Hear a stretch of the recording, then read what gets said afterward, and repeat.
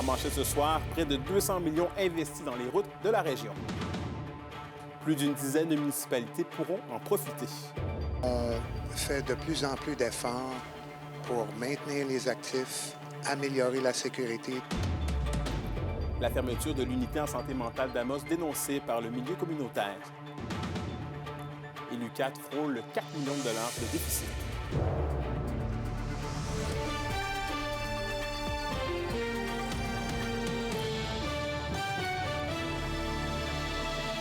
Bon début de soirée, ici Anthony Dallaire et bienvenue au TVA 18h. On commence ce bulletin en parlant de transport. Le ministre responsable de la région, Jean Boulet, était de passage aujourd'hui du côté de Rouyn-Noranda pour y annoncer des investissements au niveau de plusieurs projets routiers et aéronautiques. Un reportage d'Olivier Morin.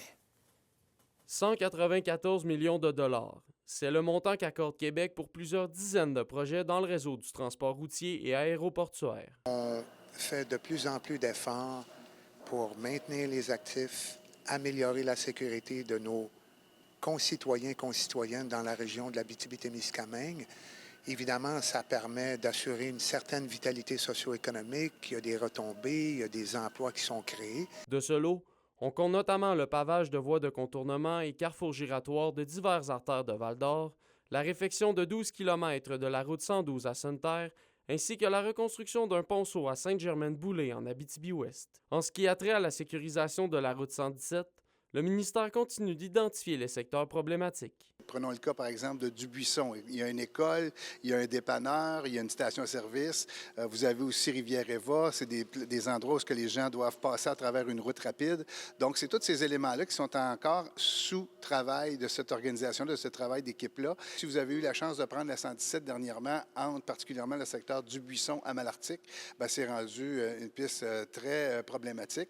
Donc, ou si on peut dire une route très problématique. Donc, il y a quand même des interventions majeures qui vont se faire cette année. Donc, je pense que tous les gens dans le secteur vont être très, très heureux de cet aspect-là parce qu'on vient régler une problématique qui était rendue même très dangereuse, que ce soit lors de tempêtes de pluie ou hivernales. Et qu'en est-il pour la route 111 à Amos, alors que le maire exigeait pas plus tard qu'il y a un mois la réfection rapide de l'entrée sud? Présentement, on a été sensibilisés à la situation. On sait que c'est pas évident pour nos conducteurs. Par contre, l'an prochain, ce tronçon-là va tout être refait. Même si plusieurs chantiers se mettront en branle cet été, d'autres devront être planifiés et attendre 1 ou 2 ans, soit en 2026 ou 2027. Olivier Morin, RNC Nouvelles, Rouyn-Noranda. D'ailleurs, des ingénieurs de la fonction publique québécoise ont accueilli le ministre du Travail, Jean Boulet, lors de son passage en marge de son annonce à Rouyn-Noranda. Ces derniers ont déclenché une grève générale illimitée il y a un peu plus d'une semaine, le 2 mai dernier. Ils dénoncent l'offre du gouvernement. Ils jugent que l'augmentation salariale suggérée est inférieure à ce qui a été accordé à d'autres secteurs de l'État. De son côté, le gouvernement affirme offrir les mêmes augmentations, soit 17,4 % sur 5 ans. La fermeture temporaire de l'unité de santé mentale à l'hôpital d'Amos continue d'inquiéter. Cette fois, les organismes communautaires craignent les conséquences sur la qualité des soins offerts aux personnes souffrant de troubles mentaux. Élise Tessier-Deslauriers nous explique. 8 groupes communautaires de la MRC d'Abitibi sonnent l'alarme sur les impacts qu'auront la fermeture temporaire de l'unité de santé mentale à l'hôpital d'Amos, notamment sur le transfert de patients à l'extérieur du territoire. Les gens qui sont hospitalisés ici, souvent, il y a une chronicité qui s'installe dans les maladies santé mentale. Donc, ils sont connus du réseau de la santé ici, ils sont traités en fonction de leur diagnostic. Si on les envoie ailleurs, bien évidemment, c'est un individu qui n'est pas connu, son traitement n'est pas connu. Donc, on réévalue certaines choses, ce qui fait qu'ils reviennent ici, on leur a changé les médicaments avec des molécules différentes qu'ils ont déjà eues, etc. Donc, des fois, ça prend presque un mois à stabiliser ces gens-là. Pour les organismes communautaires, les lits de crise ne représentent pas une solution de rechange adaptée pour les personnes ayant besoin de soins en psychiatrie. Pour être en lit de crise, il faut être volontaire, il ne faut pas représenter un danger pour soi-même ou pour autrui, il ne faut pas être violent, il ne faut pas être en état de consommation, il faut pas... Donc, on comprend que c'est autre chose. On est en contexte volontaire, c'est autre chose, là. On ne répond pas à une problématique de psychiatrie, de santé mentale avec un lit de crise. Les intervenants demandent des réponses claires et une réouverture rapide de l'unité, affirmant que la psychiatrie est un service vital et non un luxe. Ils craignent aussi une fermeture permanente du service. Ce qui nous inquiète, c'est que dans le passé, il y a eu plusieurs services qui ont été, sous plusieurs prétextes de pénurie de main-d'œuvre, de réorganisation de services, d'enveloppes budgétaires, qui ont été temporairement suspendus et qui malheureusement ne sont pas revenus. Le CISAT n'a pas réagi aux critiques formulées par les organismes communautaires concernant la fermeture de l'unité en santé mentale. Ces derniers espèrent que les discussions auront lieu sous peu avec les dirigeants de la santé. On souhaiterait que la population s'en indigne autant que nous parce que on est conscient que le sujet des services en santé mentale, c'est pas un sujet qui est très sexy ou populaire. C'est difficile à adresser. Il y a encore beaucoup de tabous autour de ça. Cependant, ça touche toute la population. C'est les gens autour de nous. Personne n'est à l'abri d'avoir besoin de ces services-là. Et selon nous, c'est essentiel pour l'équilibre de cette portion-là de la communauté que les services restent ici de façon locale. Élise Tessier, RNC Nouvelles, Amos. Vos réponses à la question du jour TVA. Une présentation de la clinique infirmière Nord-Ouest partout dans la région. Nous vous offrons des consultations rapides avec des infirmières et infirmières praticiennes spécialisées et un nouveau service de téléconsultation. Contactez-nous pour plus d'informations ou visitez notre site Web. Et à la question du jour, on vous demandait, craignez-vous de nouvelles fermetures de services en santé dans la région lors de la période estivale? Et vous avez répondu oui à 91 %. D'ailleurs, toujours en santé, le CISAT doit limiter les visites à l'unité de médecine et chirurgie de l'hôpital de Rouyn-Noranda. C'est qu'une éclosion majeure de bactéries EPC est en cours. En ce sens, les visites sont temporairement limitées aux proches aidants seulement, et ce jusqu'à nouvel ordre. Cette mesure vise à protéger les usagers et à permettre une réouverture complète de l'unité le plus rapidement possible. Dans le secteur de l'éducation supérieure, l'Université du Québec en Abitibi-Témiscamingue prévoit un déficit de plus de 3 millions de dollars pour l'année 2025-2026. Un reportage de Félix Blaquière. L'UQAT anticipait au mois de février une dette de plus de 8 millions de dollars pour l'année 2025-2026. Aujourd'hui, l'université confirme un déficit évalué à 3,8 millions de dollars pour l'année. On a fait beaucoup d'efforts, de réflexion à l'interne pour minimiser ce déficit-là. Plusieurs décisions ont été prises au niveau structurel, mais au niveau temporaire aussi, ne sachant pas quelles allaient être les orientations du gouvernement du Québec. Avec le dépôt du budget du gouvernement, bien, on en arrive à ce moment-ci à un budget initial de 3,8 millions. Il s'agit donc d'une prévision, puisque l'effectif étudiant de l'automne prochain est encore inconnu. Et pour ce qui est des raisons principales du dit déficit anticipé, l'institution accuse d'abord la limite des étudiants étrangers imposée par Québec aux universités, mais pas que. À ça s'ajoute un deuxième facteur aussi, qui est en lien avec les salaires qui ont été octroyés à la fonction publique, mais auxquels le gouvernement ne donne pas toutes les sommes nécessaires à l'augmentation qu'il a lui-même consentie. Je vous dirais, il y en a une troisième, parce que le budget de l'enseignement supérieur, en fait, ne couvre pas l'ensemble des dépenses d'opération. Donc, on est en compression là aussi. Afin de résorber le déficit, l'UQAT ne compte pas appliquer des mesures draconiennes, mais elle envisage tout de même prendre des moyens concrets. S'il y a des départs à la retraite, s'il y a des fins de contrat, peut-être que ces fins de contrat-là ne seront pas remplacées. Donc, il y a une série de mesures sur lesquelles on veut réfléchir. L'ancienne rectrice, Joanne Jean, allègue que l'UQAT n'en est pas à son premier budget déficitaire dans son histoire et elle appuie l'administration de M. Rousson dans ses démarches, même si les paramètres ont changé comparativement au temps où elle était à la tête de l'université. On n'est pas dans les mêmes contraintes. Là. Il y a des plafonds qui ont été mis pour l'ensemble des universités, des plafonds au niveau du nombre d'étudiants d'origine étrangère. Je ne sais pas si ça va avoir un impact sur l'UQAT, mais je sais que ça a un impact sur plusieurs universités au Québec. Donc, ça aussi, c'est un élément qui s'ajoute. Là. Dans les mois à venir, l'UQAT va multiplier les efforts pour réduire sa dette jusqu'au déficit zéro qu'elle estime atteindre pour l'année 2026-2027. Félix Blaquière, RNC Nouvelles, Val-d'Or. Et les temps sont aussi difficiles pour les cégeps de la province. La presse dévoilait plus tôt aujourd'hui de nouvelles compressions historiques dans les établissements, alors qu'on note un manque à gagner de 151 millions de dollars en 2025-2026. La croissance du budget des cégeps n'est que de 0,3 % pour la même période. La Fédération des cégeps s'attend déjà à ce qu'il y ait des choix douloureux à faire. Le cégep de l'Abitibi-Témiscamingue n'a pas été en mesure aujourd'hui de nous partager son manque à gagner et quelle compression il pourrait avoir à faire face. Et parlons politique provinciale maintenant. Le gouvernement du Québec poursuivait cet après-midi à Lebel-sur-Quévillon sa tournée pour sa consultation sur l'avenir de l'énergie. Et Alexis, qu'est-ce qu'on doit en retenir?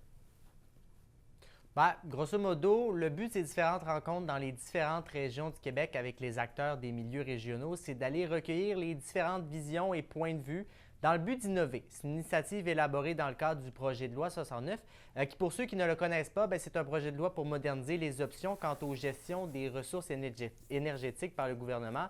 On souhaite effectuer une transition énergétique au Québec en établissant un système énergétique plus efficace, d'où le pourquoi on vient chercher les opinions des acteurs du milieu. On le sait, au nord du Québec, il y a des barrages dans la baie James, donc ça reste une région importante pour le gouvernement du Québec qui souhaite économiser le plus possible en termes d'énergie. Et d'ailleurs, on l'a mentionné plus haut, c'est une tournée pour le nord du Québec et l'Abitibi. Certaines personnes mentionnaient aujourd'hui pourquoi ne pas faire un arrêt dans le pôle principal de l'Abitibi pour aller prendre le pouls des gens et se contenter simplement du nord du Québec. J'ai posé la question au vice-président de la Commission de l'énergie. C'est important pour nous de venir dans le nord du Québec. Puis oui, il y a des élus aussi du secteur de l'Abitibi-Témiscamingue qui peuvent se joindre à nous sans problème. Mais on voulait, dans cette tournée-là en énergie, venir sentir le pouls au nord du Québec. Moi, je suis un gars de région, je suis un gars de la Côte-Nord. Pour moi, c'est important d'avoir le pouls. Puis souvent, on se le fait dire que c'est important d'avoir le pouls de partout, même si c'est des régions moins populeuses, de venir clairement ici à Lebel-sur-Quévillon pour entendre le pouls du terrain. Alors, cette rencontre, Anthony, aujourd'hui à Lebel-sur-Quévillon, marque la moitié de cette tournée Vision Énergie. La prochaine rencontre sera prévue ce vendredi en Estrie à Sherbrooke. On suit donc le tout. Merci beaucoup, Alexis. Au revoir. Et 36 000 unités d'habitation ne sont pas en mesure d'être construites en raison des infrastructures d'eau vieillissantes au Québec. C'est ce que dénonce l'Union des municipalités du Québec dans un article du quotidien La Presse. Plusieurs municipalités ne sont pas en mesure de fournir assez d'infrastructures du traitement des eaux potables et usées pour accueillir de nouveaux développements. À Amos, le maire Sébastien Dastou dit être aux prises avec cette réalité et ne pas pouvoir s'endetter davantage. J'ai des projets présentement là, sur la table. J'ai un projet de 140 unités. Ça prend une station de pompage qui va coûter 800 000. On va la mettre, on va la faire. Mais combien que je peux en faire comme ça? J'ai une capacité de payer qui a une limite. Je suis déjà une municipalité qui a un taux d'endettement quand même assez élevé, qui est correct. Là, on est en dessous de nos indicateurs de performance. Mais je ne peux pas, à coût de 800 000 comme ça, régler la crise du logement, surtout en considérant que j'ai besoin d'à peu près 800 unités présentement. Pour éliminer et faire la lutte à la crise du logement, on se rend compte au Québec qu'il y a beaucoup d'unités à construire. C'est toujours dans le cours des municipalités. On n'a pas plus de subventions, on n'a pas plus d'aide nécessairement. On veut faire partie de la solution. Il faut que les subventions suivent. Moi, je pense qu'on va être dû à relancer quelques programmes en infrastructure. Dans le dossier de la qualité de l'air, les avocats dans la possible action collective contre la fonderie Orne et le gouvernement du Québec sont de retour devant la juge de la Cour supérieure, Danielle Dumais, au palais de justice de Rouyn-Noranda. Les plaidoiries de cette semaine servent à déterminer si l'action collective pourra officiellement aller de l'avant. Aucun témoin ne sera entendu lors des 4 jours d'audience prévus. Rappelons que deux Rouyn-Norandiens, Julie Fortier et Miguel Charlebois, espèrent obtenir des millions de dollars de Québec et de Glencore en lien avec les conséquences néfastes des émissions de métaux de la fonderie Orne sur la santé de la population. Et nos forêts ne sont pas de simples réserves de matières ligneuses. Voilà le message que voulaient passer des groupes écologistes et des communautés autochtones de l'Abitibi-Témiscamingue à l'endroit de la ministre des Ressources naturelles et des Forêts, Maïté Blanchette-Vizina. Rassemblés à la forêt Piché-le-Moine, à Dubuisson, à l'occasion de la Fête des Mères, c'est environ une centaine de personnes qui se sont réunies pour dénoncer le projet de loi 97. Pour elle, la réforme du régime forestier représente un sacrifice des forêts publiques au profit de l'industrie forestière. Selon Jennifer Ricard-Turcotte, de maire au front Rouyn-Noranda, il est inconcevable que la forêt soit donnée à l'industrie et que les enfants soient dépossédés. Et on refait un petit détour en éducation puisque les centres de services scolaires de la région lancent pour une deuxième année de suite une campagne de sensibilisation à la réussite scolaire. Le tout en lien avec la période d'examen de fin d'année amorcée depuis peu. Des visuels et des messages radio sous le thème « Unis pour la réussite » sont déjà en branle et il est mis sur la collaboration des élèves, des parents et des employeurs. Par exemple, l'élève est invité à bien s'organiser, le parent à instaurer une routine stable et l'employeur à être flexible sur les horaires de travail. L'indice boursier minier au TVA Nouvelle 18h est une présentation de GFM Groupe Financier. Dirigeants d'entreprises et particuliers, fiez-vous aux experts de GFM pour vos placements, assurances de personnes et assurances collectives. Car pour vous, ils vont au-delà de la finance. Le groupe Galaxy débarque en ville cette semaine. Vous voulez savoir où et quand? Soyez là au retour pour tout connaître de leur unique spectacle présenté dans la région.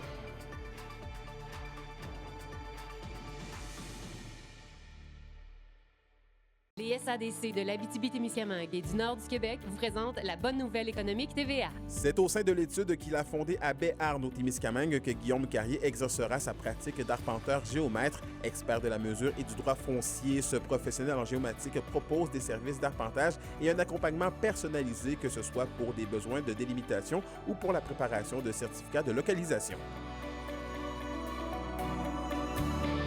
Les SADC, partenaires de l'économie de la région.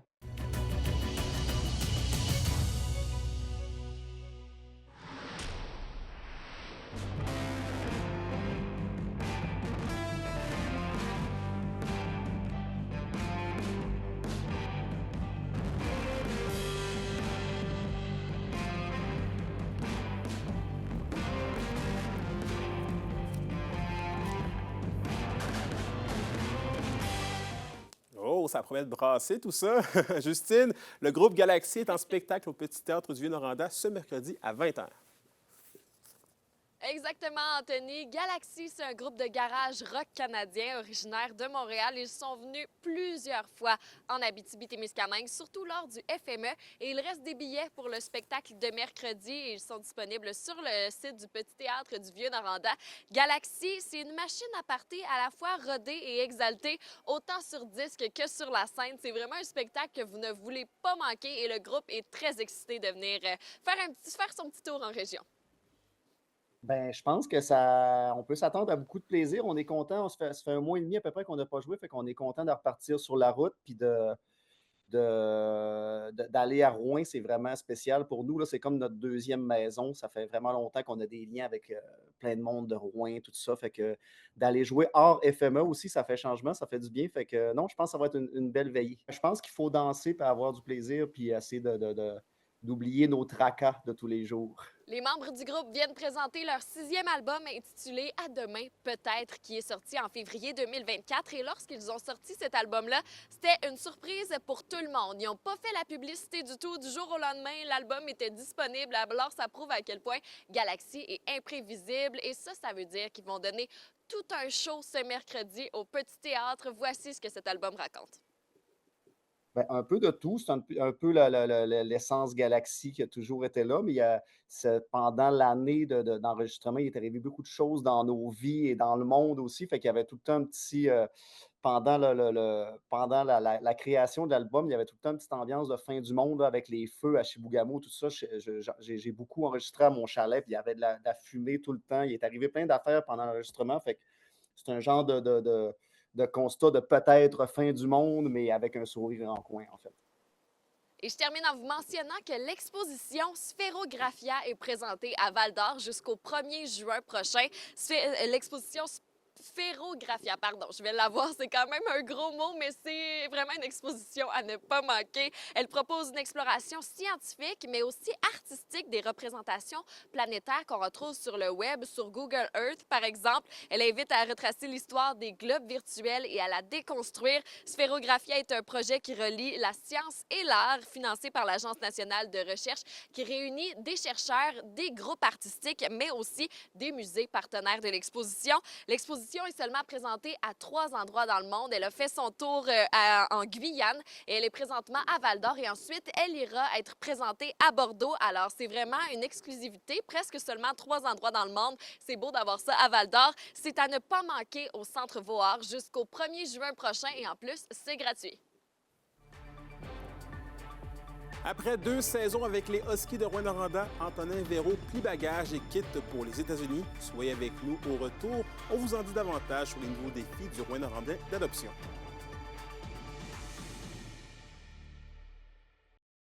Les sports vous sont présentés par Thibaut Géant, votre concessionnaire de confiance à Rouyn-Noranda, là où qualité et choix se rencontrent.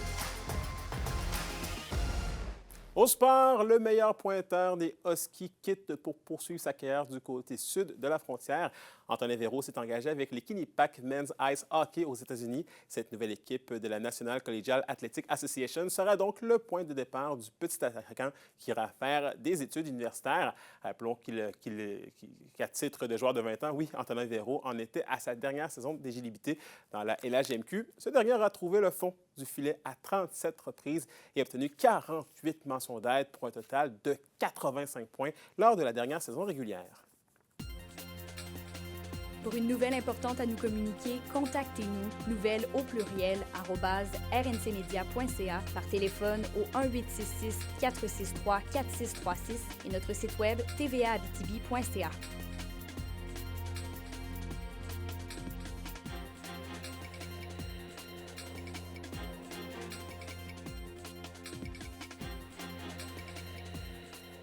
La météo, une présentation de Nicole Auto de la Sarre, la capitale du pick-up. Où vous y trouverez toujours le meilleur choix, toujours le meilleur prix. À la météo, Justine, j'ai de la difficulté à croire, mais une semaine plus que parfaite nous attend. Ah oui, Anthony, c'est comme si on se téléportait en juillet pour la semaine. Là, vous allez voir, la chaleur et le soleil s'en viennent dans les prochains jours. Ça va faire beaucoup de bien. Pour ce soir et cette nuit en Abitibi, ce sera généralement nuageux avec 40 % de probabilité d'averse au courant de la nuit et un minimum de 10. Du côté du Témiscamingue, pas de pluie, seulement quelques nuages avec un minimum de 11. Demain, sur l'ensemble du territoire, le soleil va être présent avec un maximum de 29 pour l'Abitibi et de 27 pour le Témiscamingue. Oui, vous m'avez bien entendu. Alors, si votre piscine est installée pour l'été, je pense que la première saucette là, va avoir lieu demain. Et ce qui nous attend ensuite pour mercredi, ce sera une alternance de soleil et de nuages avec un maximum de 26 au nord et de 23 au sud. Alors, c'est le temps de sortir nos robes d'été, du garde-robe, mais aussi nos sandales, nos lunettes soleil. Là. Tout ce qui crie été va sortir demain. On va en avoir besoin là, jusqu'au reste de la semaine, pendant tout le reste de la semaine. C'est noté, je sors mes Bermudas, Justine. Merci beaucoup. Merci d'avoir été avec nous ce soir. N'oubliez pas qu'on est sur YouTube et XTV Abitibi-Témiscamingue si vous voulez aller voir ou même revoir le reportage et bulletins de nouvelles de nos collègues. Sur ce, je vous souhaite de passer une belle soirée. Qu'Emilia La Liberté sera de retour demain pour la suite des choses. D'ici là, eh bien, prenez soin de vous.